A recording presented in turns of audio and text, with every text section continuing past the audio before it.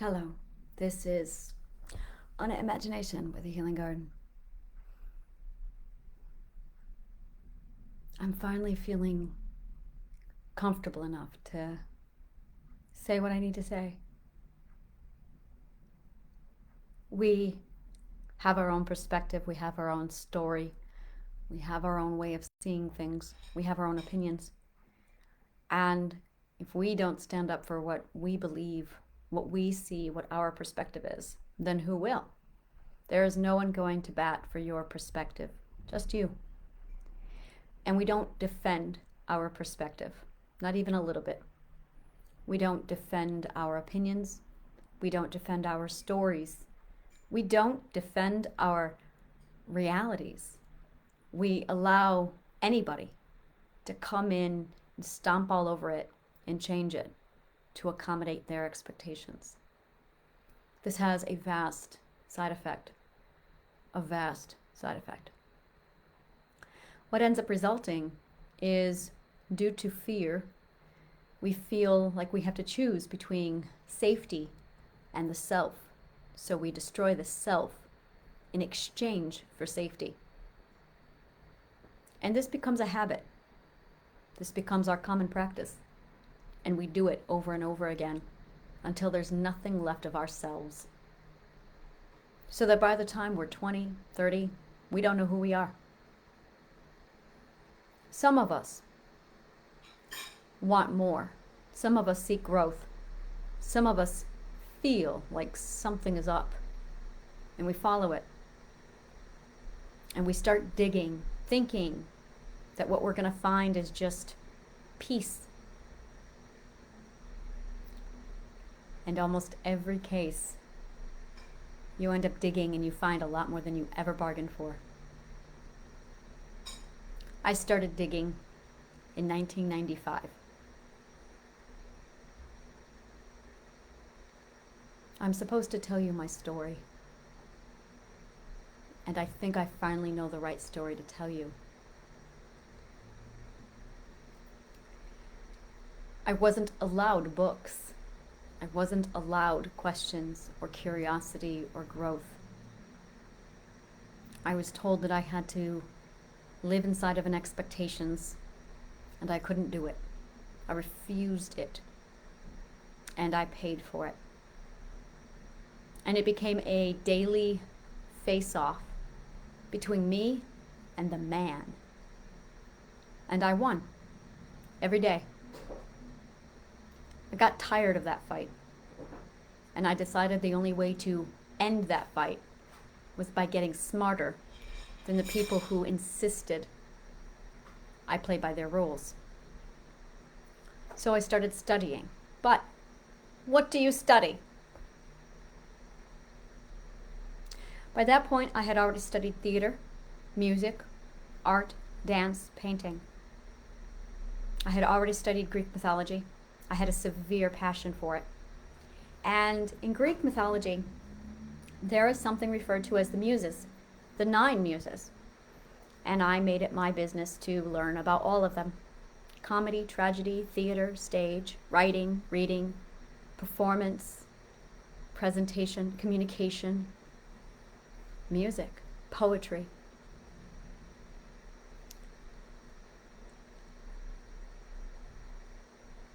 And I discovered something referred to as the Library of Alexandria and the University of Alexandria.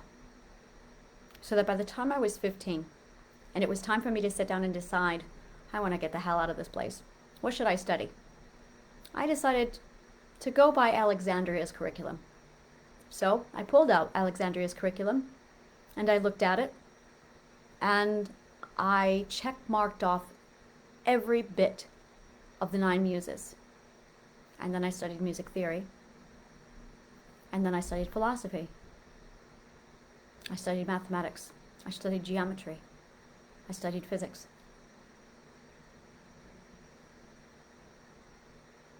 And then I discovered Carl Jung. And I studied psychology. By the time I was 21 years old, I put together something I referred to as the Rorschach print perspective, which would become the fountainhead in my work. And in 2015, when my own mental illness was so severe, I reached a point where I finally realized I needed help. The third perspective. I sought out help. And the work I received, the help I received was highly inadequate.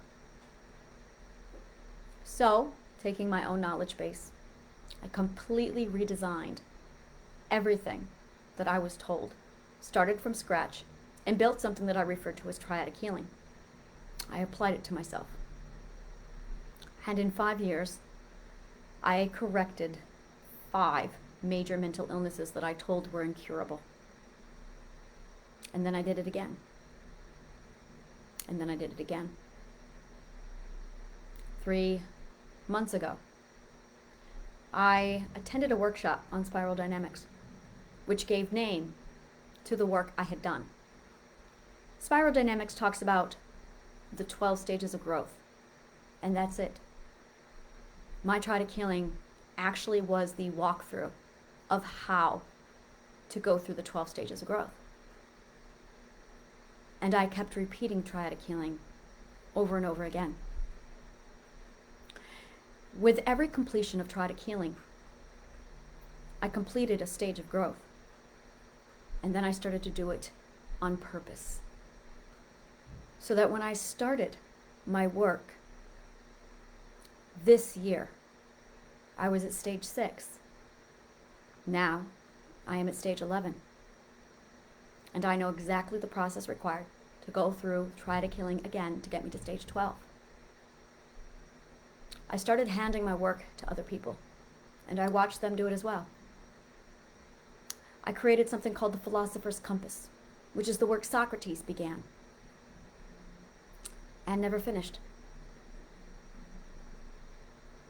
And then I discovered the lost subject, the subject of perspective. When I learned that, I realized that our entire approach to learning was incorrect. We are not supposed to be learning the way we think we're supposed to be learning, with first grade, second grade, third grade, learning a little bit of bite-sized pieces from all the subjects. We're supposed to be gorging ourselves on one subject per year, and then on another subject, giving our entire focus and attention to just one subject in a precise order. Because when you get to geometry, it unlocks the brain and upper learning. And that's what happened to me. As soon as it unlocked, I was able to see and dissect and create perspective psychology and perspective philosophy. It's not until recently that I realized that perspective is actually dimension, and that all of this that I've been studying the entire time is actually dimensional thinking. A perspective is a dimension. There is a lot more to my work.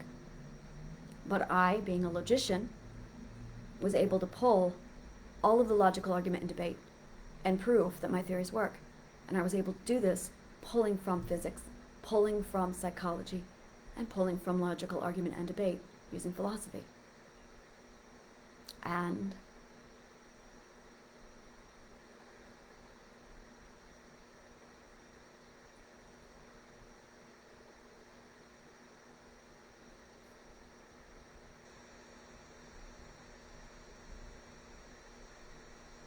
I don't know where to go from here, because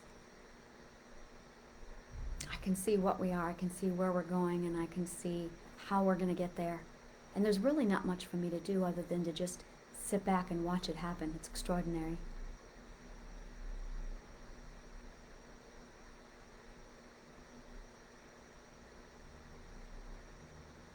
It's so simple.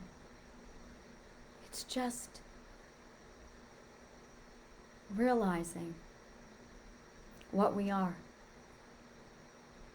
and finally separating all the expectations of what people think and say we should be, so that we can finally sit down in the silence and know who we are. But who we are is blasphemous, and who we are is impossible, and who we are is insane, and who we are is unbelievable. So we deny who we are. The subconscious mind has so many tricks with which to get this done.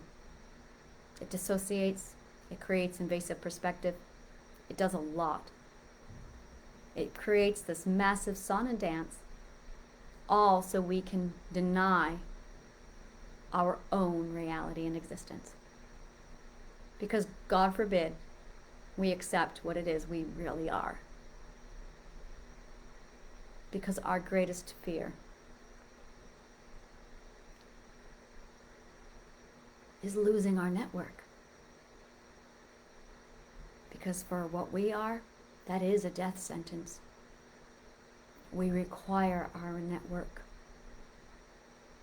And many of those fears are driven on the idea that we have to choose between the self and the network. But we are both the self and the network. So there are people who are isolated and they're lonely. And there are people who are craving for network. But they feel like if they have network, they can't have themselves.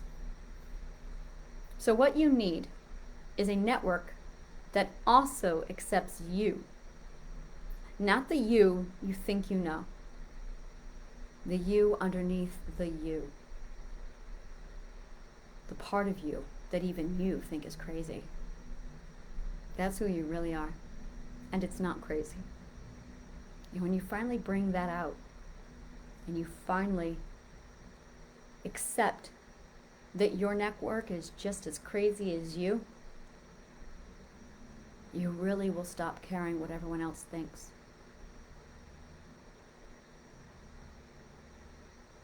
It's time I tell him who and what I am.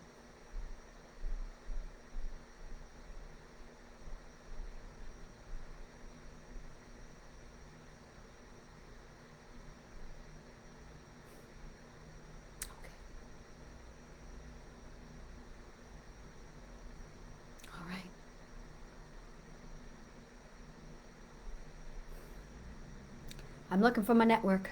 I'm looking for the rest of my network. Take a look at Authenticity City, because that's my network. If it vibrates with you, if it feels good, if you're looking at that going, oh my God, that is so everything about me, you belong in my network. Go ahead and click on the link below.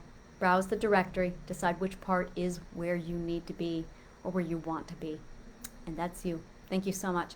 And may the kindest of words always find you.